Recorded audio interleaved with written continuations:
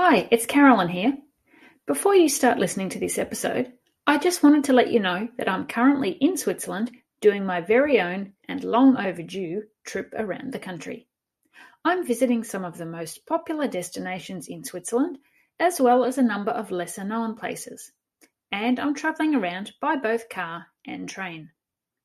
If you'd like to follow along with my Swiss travels to see where I am and what I'm doing, make sure you follow Holidays to Switzerland on Instagram. That's holidays2 Switzerland. Here I'll be sharing photos and reels as I go, and I'd love you to follow along.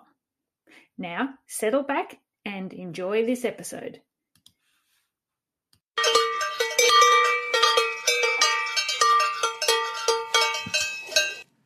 Are you dreaming of visiting Switzerland? Planning a trip to Switzerland is very exciting, but it can also be overwhelming. How do you choose which of the many scenic cities, towns and villages to visit? Which mountaintop excursions should you take? And what's the best way to get around Switzerland? And of course, how much of the country can you realistically see within your time frame? If you've asked yourself any of these questions, this is the podcast for you. This is the Holidays to Switzerland travel podcast, and in each episode, your host Carolyn Schonnefinger chats with Swiss travel experts to answer your most commonly asked questions, provide practical tips, and take you on a virtual visit to the most popular destinations, and of course some hidden gems to help you plan your dream trip to Switzerland. And you'll hear plenty of conversations about Swiss cheese and chocolate too. Are you ready to plan your trip to Switzerland? Well, let's get started. Grüezi, welcome to the Holidays to Switzerland travel podcast. This is episode 40. Today I'm welcoming back Andie Pilot from HelveticKitchen.com. Andie is a pastry chef and cookbook author, and she was the special guest on episode 31 of the podcast. In that episode, Andie shared her knowledge of Swiss cuisine and told us all the must-try dishes to order when we're visiting Switzerland. She had some fascinating stories to tell about the history of the different Swiss dishes, including fondue and raclette, as well as some very delicious desserts to try. I had such great feedback about what Andie had to share with us that I invited her back to talk about another topic she knows quite a lot about, Swiss drinks. And yes, she has published a book about Swiss drinks too. Swiss wine and beer are rarely seen outside of Switzerland, and Andie is going to tell us why that is. She's also got some great tips on where to see wine, beer and spirits being produced, and where you can go to try these drinks yourself. I can't think of anything better than enjoying a glass of Swiss wine at the top of a mountain summit whilst enjoying the peace and quiet around me. If you need quiet, please, you need Switzerland. Before I welcome Andie, I'd like to say a huge thank you to Switzerland Tourism, sponsors of the podcast. The Switzerland Tourism website, myswitzerland.com, is packed full of information about travelling in Switzerland, so be sure to check it out.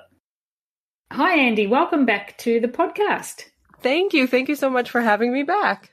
Now, for those listeners who haven't yet listened to the last episode that you were on, would you like to just give us a little bit of a brief background of how you came to be living in Switzerland? Of course, yeah. So I was born and raised in Canada, but my mom is Swiss. I spent a lot of my childhood summers visiting my grandparents in Switzerland, and later I trained to be a pastry chef in Canada and came to Switzerland to get some work experience. I ended up meeting my husband, and 10 years later, I'm still here. And now I write about Swiss food and drinks and develop recipes, write cookbooks. And yeah, it's my favorite thing, talking about Swiss food and drink and eating and drinking all of that great food. Yeah, well, I can see why. What a great way to be able to combine your passion with your career, and with something so delicious as well. Mm-hmm. Now, you mentioned that you're a pastry chef, and you are obviously a very good cook because you've already published 2 books on Swiss food, but you've also published a book called Drink Like the Swiss. So I'm guessing that Swiss drinks are probably a favourite topic of yours too. Oh, absolutely. And I have to say, for me, researching the Drink Like the Swiss book was definitely some of the most interesting stuff that I've researched and that I learned about, and how so many of the drinks are folded into the culture here in Switzerland. It's really a fascinating topic, and one that I hope more people get interested in, and would love to talk about it. Yeah. Yeah, okay. So, yeah, I'd love to hear about some of those traditions, as also to hear about the wine and the beer and the spirits, as well as I think there might be some other drinks that are quite unique to Switzerland. So how about we start with wine? What have you got to tell us about Swiss wine? Absolutely, yeah. Wine is really interesting because Swiss wine is excellent, but it's not really well known outside of Switzerland at all. And the reason is because only about 2% of the wine that's produced in Switzerland is exported outside of Switzerland. And most of it just goes to Germany across the border. And really what the Swiss are doing is hoarding their wine, keeping it for themselves to drink because it's really, really delicious. And the most popular red grape variety here in Switzerland is Pinot Noir. In the German part, it's sometimes called Blauburgunder. And that's what Swiss are drinking when it comes to a red wine.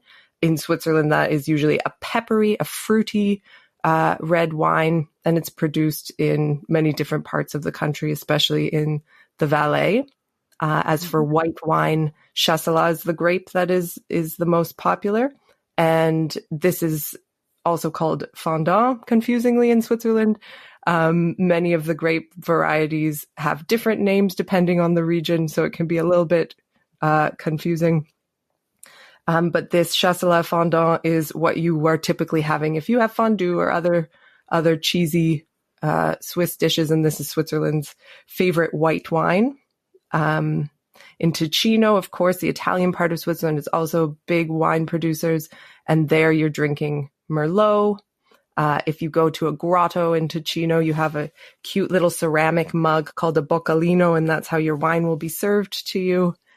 And another of the most popular grapes grown here in Switzerland is Gamay. And in the Valleys in Switzerland, that is blended with Pinot Noir, and you get another popular wine called Dole. That's a nice red, very aromatic. It's very different depending on the producer, but that's always a good choice when you're here. So those are really the big wines that you're going to see when you come to Switzerland, what the Swiss people are drinking themselves. And of course, what's really interesting, there are also some lesser known grape varieties that are indigenous to Switzerland, or that maybe come from nearby countries but are produced right now uniquely in Switzerland. And you find lots of these in the Valais, which is the biggest wine producing region in the country. There are whites like Aminier or Petit Arvin. Those are worth searching out. They also pair excellently with all of Switzerland's wonderful cheese dishes. And there's reds. Some of the big names are Cornelet or Human Rouge. Those are also from the Valleys. And yeah, these are some grapes. If you're in the region, definitely give them a try. They are wonderful whites and reds there. Okay, so the Pinot Noir and the Chasselas, which you said are the two most popular, I guess they would be available in restaurants right across the country, whereas some of the other lesser known wines are only available when you're in that particular region where they're made. Typically, yeah. I mean, there are big producers in the Valais who are making things like Petit Arvin, so you can buy those throughout the country. But yeah, you'll definitely find Chasselas everywhere. You'll find the Pinot Noir, probably in most restaurants throughout the country. Yeah. Okay, and if someone is for instance, staying in an apartment and they want to buy a bottle of wine to have with their dinner that they're cooking in their apartment, where do they buy that? I mean, I know in Australia we just can go to the supermarket and buy wine, but that's not hasn't been a thing in Switzerland, has it? Or is that about to change? Well, it just depends on the supermarket you go to, actually. So, right. Switzerland has two main supermarket chains, one being the Migros and the other the Co-op. The Migros historically doesn't sell any alcohol. It is potentially about to change in the next few years. But and that was because their founder sort of made a mandate that he didn't want to support the sale of alcohol and cigarettes. And since its founding in the early part of the 20th century, they have never sold it. And sort of, Swiss people have accepted that and it's fine. But if they want to buy wine at a supermarket, then you would probably go to the Co-op, or even the Denner, which is another big Swiss chain store that is owned by the Migros, and that's kind of where they sell the wine. You can definitely buy it there. And of course, if you're in a wine region, you'll have a better selection. Even at the Co-op or the big supermarkets, they'll sell some of the regional wine there. And but you should be able to find it. And the price point is very low. You can find great wines for around 10 francs. And it's one of the things that's not so expensive when you come to Switzerland. Your bottled water is costing you 4 francs, but an okay bottle of wine is costing you 10. So it's better to drink wine than water, maybe. Interesting. I guess because Switzerland's such a mountainous country, grapes aren't grown everywhere. So are there particular regions where wine is grown? There are 6 distinct winemaking regions in Switzerland. They are the Valais in the south, Vaud, Geneva, Ticino, the Italian part. Then there is the 3 Lake region, which includes Fribourg, Neuchâtel, and parts of Bern. And basically they lump the rest of German-speaking Switzerland together, and that will be like Schaffhausen, Thurgau have big wine producing parts of Canton Zurich, and Graubünden has a big wine producing section near Mayenfeld, sort of before you get up into the really mountainous part. And in all of these places you can find wineries to visit. There are usually beautiful, beautiful hikes and trails throughout the vineyards. The most famous one is probably the region of Lavaux, along Lake Geneva. There you even have a panorama train you can take through the vineyards. You can take a ride on a boat on the lake and see the vineyards. It is just so beautiful, the terraces along there, and you can try wine at many parts there. And there's lots of independent tour companies who will take you through the vineyards there. And I recommend that a lot in Switzerland, to maybe, if you're really interested in wine, really interested in visiting a wine region, it is worthwhile seeking out a tour, because it's just a lot smaller than maybe what people are used to in other countries with big wine production. And sometimes the very small wineries are closed, or, they're only open at certain times of day, and a tour will help you avoid disappointment if there are places you really want to visit and wines you really want to taste. Okay. So if you're traveling independently and you want to just go and taste some wine from a local winery, are they mainly only open on weekends, or is it something that you can do fairly easily, or do you really need to plan that in advance? I would say plan a little bit to avoid disappointment, for sure. Like, we have also been hiking in a region and wanting to try wine, and then the winery is just closed, or sometimes they also they're on holiday for a whole month or something. So it's just a good idea maybe to look at the route, see the wineries on the way, and just have a quick look on their website to see if any closures are mentioned. But surely the regions where the wine is produced, all the vineyards, it's so beautiful to walk through there. You're always near a small town. So maybe even if the winery is closed, you can sample the wine in the small town that you walk through, or things like that. Yeah. Pick up a bottle.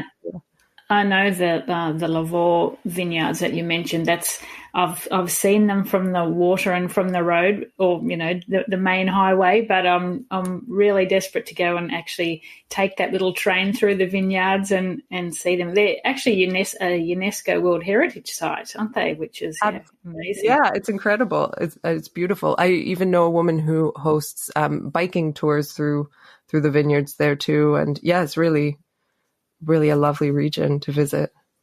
Well, that would be nice. Okay, now we've covered a bit about wine. What about distilleries? I think there's some plenty of spirits being produced in Switzerland too. Absolutely, yes. Of course, probably the most famous Swiss spirit, and one that maybe people don't know originates in Switzerland, is absinthe. And this comes from the canton of Neuchâtel, particularly in a little valley called the Val de Travers. And like in most parts of the world, it was banned for much of the 20th century, and they just started producing it again sort of at the turn into the 21st century. And this region is really wonderful if you're interested in absinthe, if you want to hear the history of the spirit. And they have a great museum in the town of Moitié. It's all about the history of the Green Fairy, as this drink is known. It was banned in many parts of the world, of course, also in this place where it originated, but during the time that it was banned, the people who lived in this valley continued to make it. And there was a huge black market for absinthe.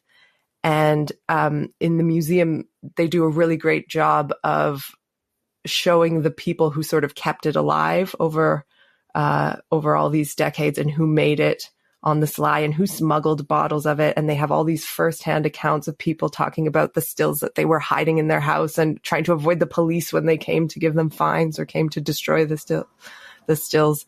And that makes that museum really, really excellent. And of course, they have like a nice absinthe bar at the bottom. You can have a snack. They make lots of great desserts with absinthe. Last time we were there, we had like a souffle with absinthe, which was just excellent. And you can try all the different kinds.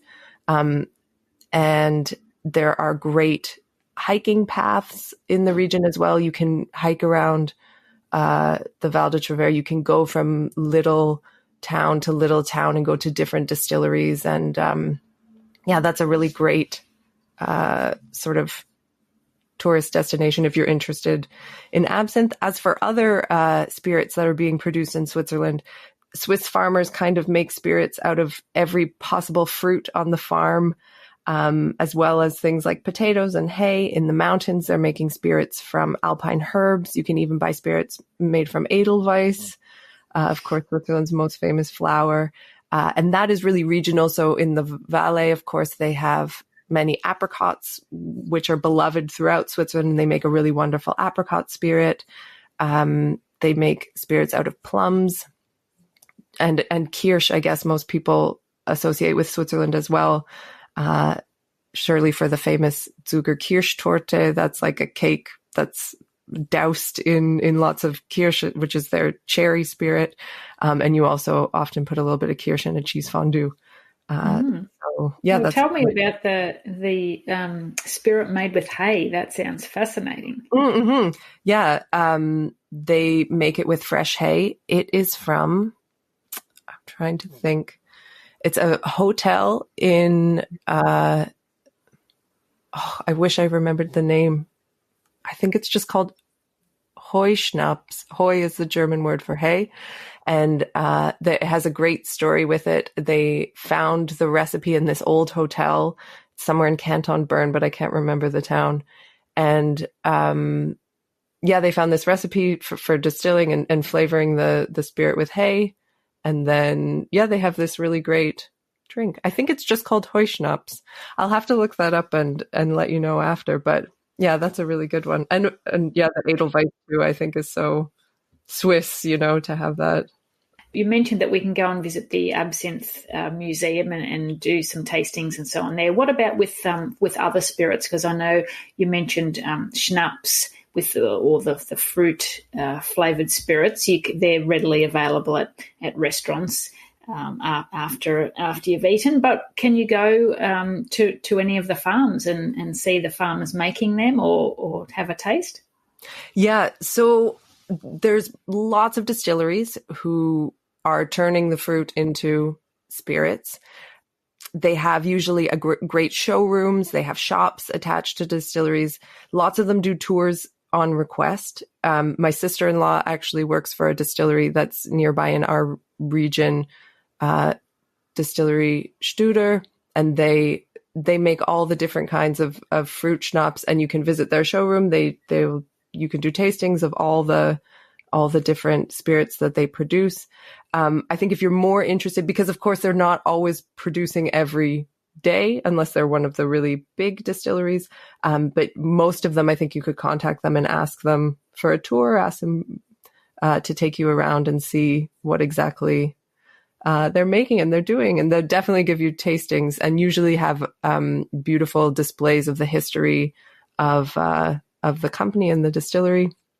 And I can mention one, the Turicum gin is produced in Zurich, and there they have workshops where you can create your own gin.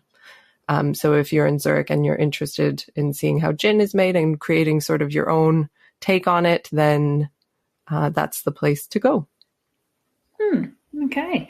All right. So what about beer for the beer lovers that are listening? I think there's quite an ever-growing craft beer scene in Switzerland. Yeah, beer is really interesting. That's one of my favorite topics and one of my favorite things to drink. I'll tell you a little bit about the history first because I find it quite interesting. So Switzerland, like many of the countries that surround it, like Germany, had a big brewing culture. In the year 1890, Switzerland had about 500 domestic breweries, but by the year 1998, there were only 24 in the whole country. So what happened during the century there, it goes back to the Swiss Association of Brewers, which was founded in 1887. And they sort of controlled the entire beer market for much of the 20th century.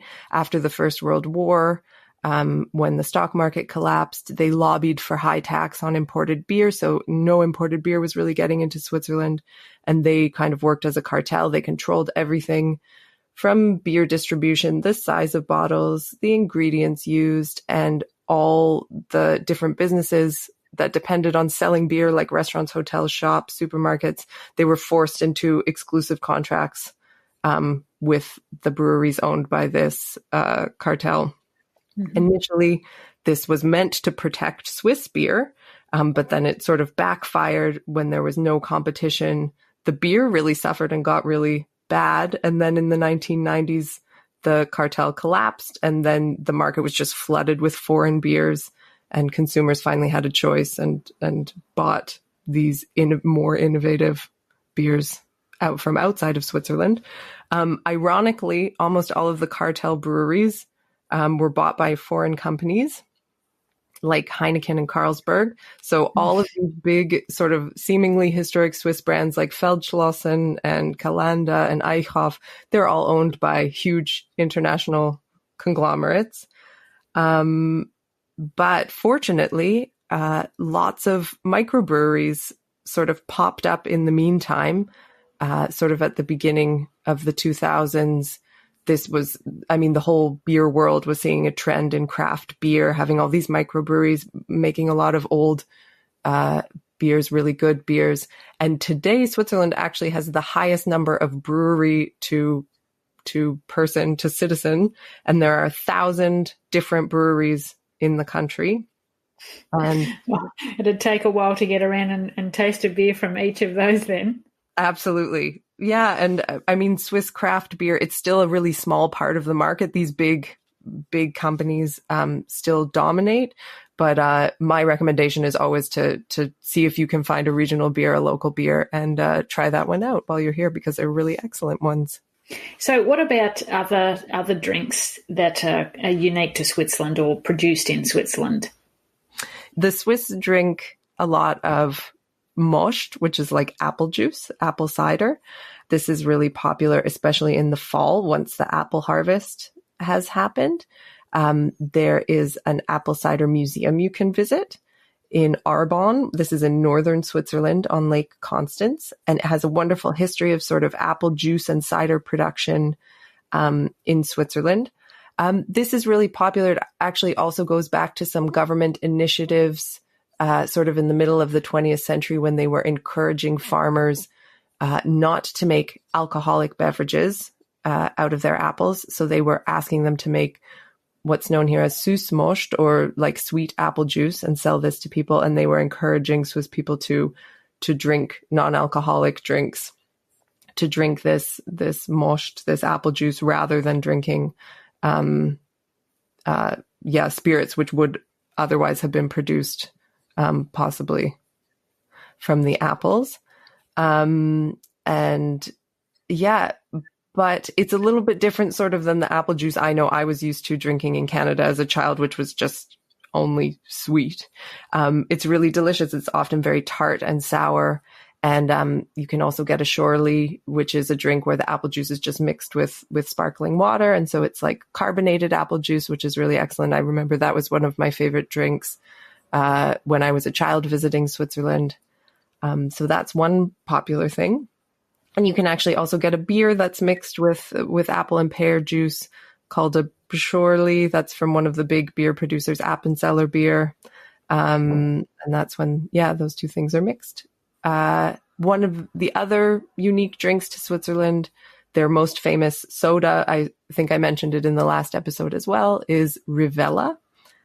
This is made with whey, which is a byproduct of cheese production.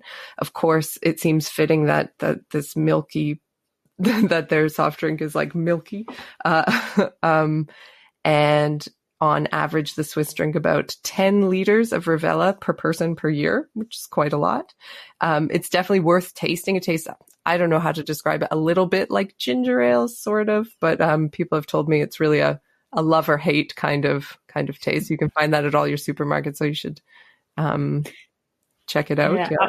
I've never tasted it, but I have to say, just, I don't know, the sound of it kind of puts me off. Thinking of milk and a soft drink combined, it doesn't sound right. But yep. if you say it's a bit ginger beerish, well, maybe I'll taste it next time. Yeah, it's definitely worth a taste. It maybe will surprise you with what it's like.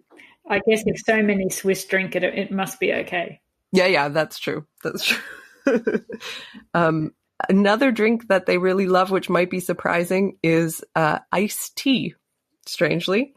And they are the largest consumers of iced tea in Europe. And they drink around 30 liters per person per year. And comparing that to the next highest European drinkers of iced tea, who are the Belgians, they only consume about 10 liters per person per year. And I think some of that drive comes from the Migros have their own brand iced tea that they made in the 70s, which has sort of become like a cult product. It's in blue bottles. You just go to a Migros supermarket and you see all these blue bottles that say iced tea on them. And that, people all over the country just always drink this. I always also remember it as a child drinking it in Switzerland. And now they make a whole bunch of different flavors of it. There's like green tea and alpine herbs and rhubarb and peach. But yeah, that's another one of the really popular drinks in Switzerland. Maybe something to try in the summer to see if you like it. Yeah. Okay. Well, a couple of fairly quirky sort of drinks there. Now, you mentioned earlier about when you were researching for your book some of all the history and the traditions of the drinking culture in Switzerland fascinated you. So have you got any particular facts or things that you think are really interesting and worth sharing with us? Yeah, absolutely. I'd love to tell you about one of my favorite liqueurs, which is made in the canton of Graubünden. It's called Röteli. And it's made with dried cherries and spices, and they've been making it there since about the 19th century. It's traditional to drink this drink on New Year's Eve. In the olden days, bachelors would go from farmhouse to farmhouse on New Year's Eve, and they would visit unmarried farmers' daughters. And at each farm, they would sample a glass of Röteli that the single women, sort of under the watchful eyes of their moms, had made to serve to the bachelors who were coming. And they kind of saw this drink as a love potion. And sometimes the visits would result in marriage proposals. And humorously, sort of the further back in the valley the bachelors went, the drunker they got. And then the better looking, more appealing the daughters became. which kind of gave an advantage if you lived way back in the valley. By the time they got there, everyone was feeling pretty friendly. So it's just sort of stories like this that I discovered during the research that, it was, so interesting. So what are your favourite of each of the drinks that we've talked about? So if you had to choose one wine, one spirit, and one beer that you would recommend that any visitor tries, which ones would they be? Oh, what a great question. So I think for a wine, I really like the wine Petit Arvin. This is one of the indigenous ones to the Valais, the region in the south of Switzerland. And it's just a really nice, crisp, a little bit sweet white wine.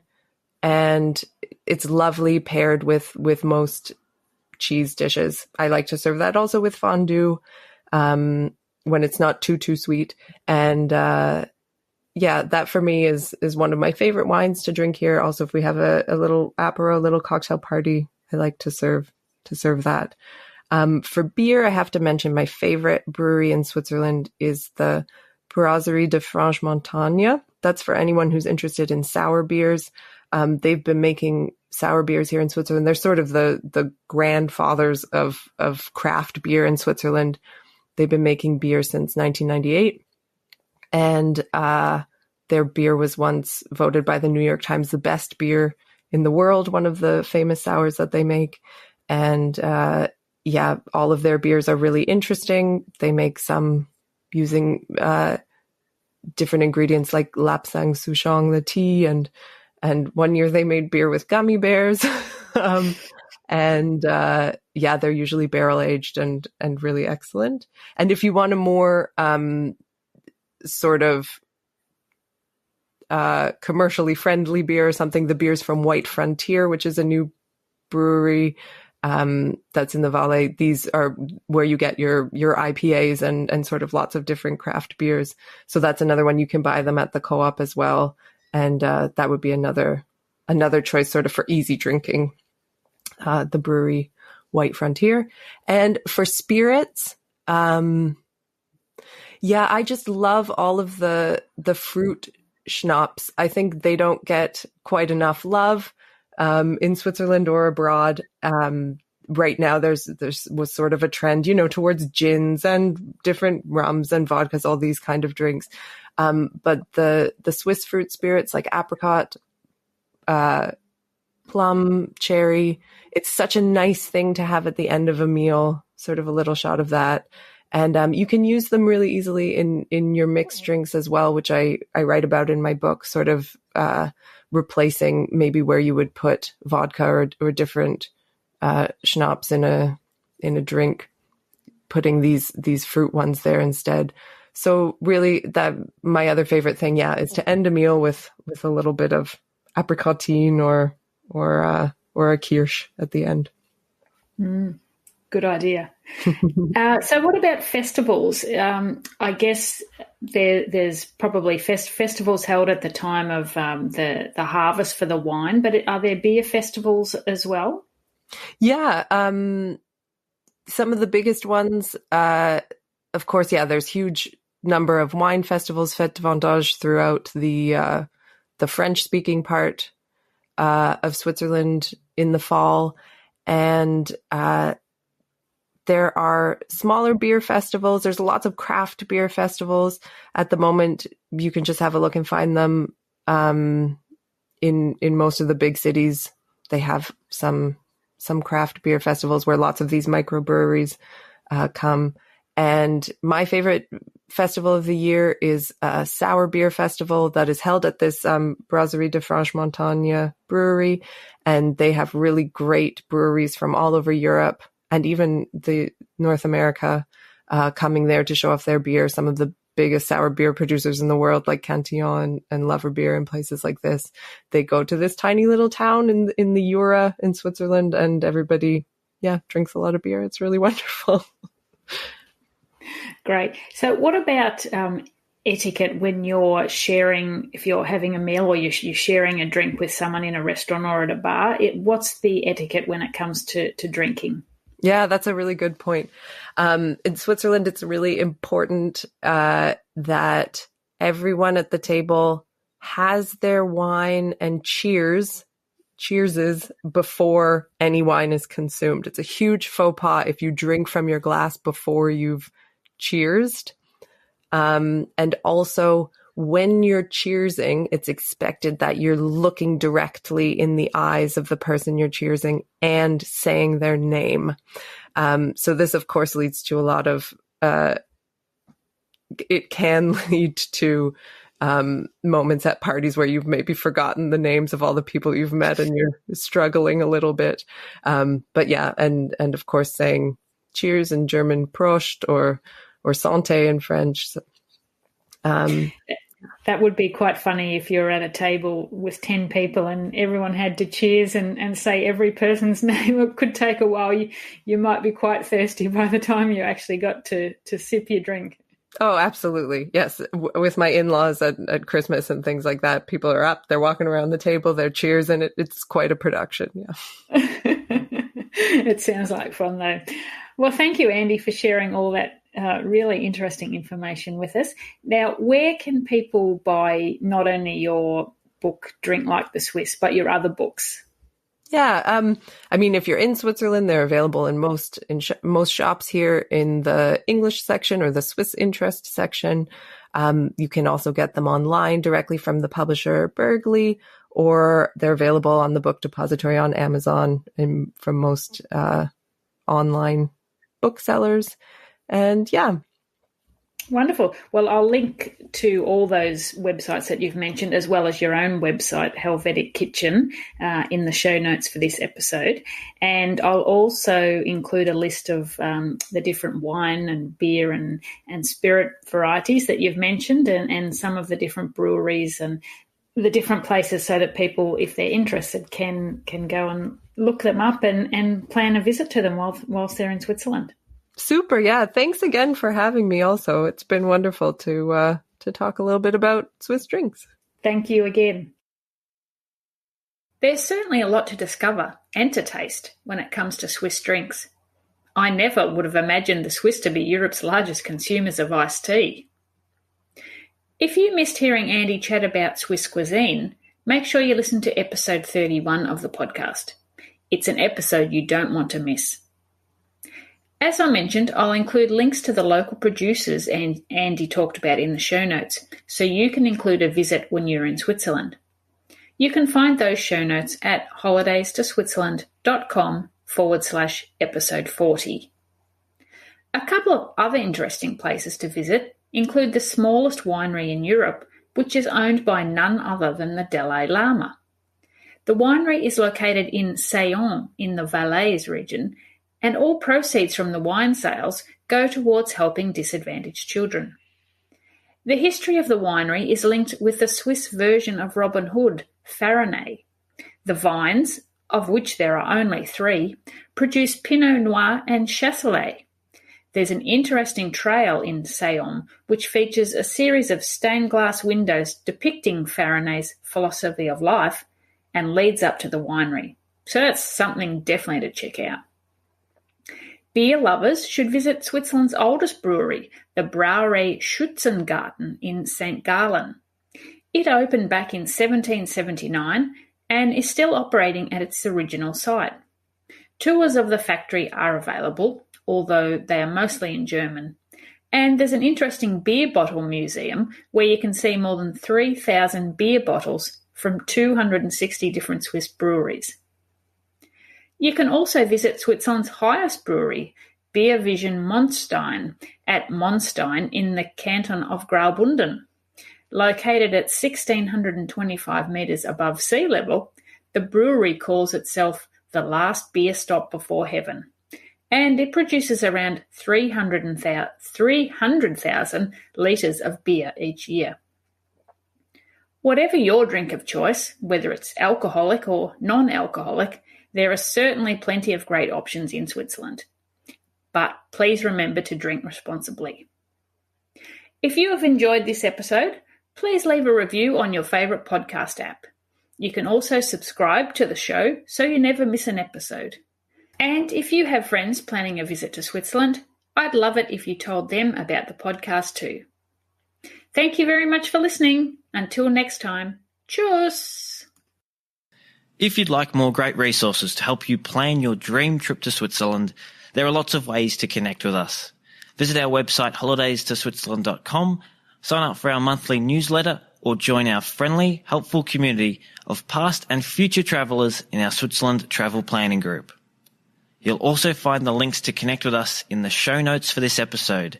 Show notes and a list of all previous episodes are available at holidaystoswitzerland.com/podcast.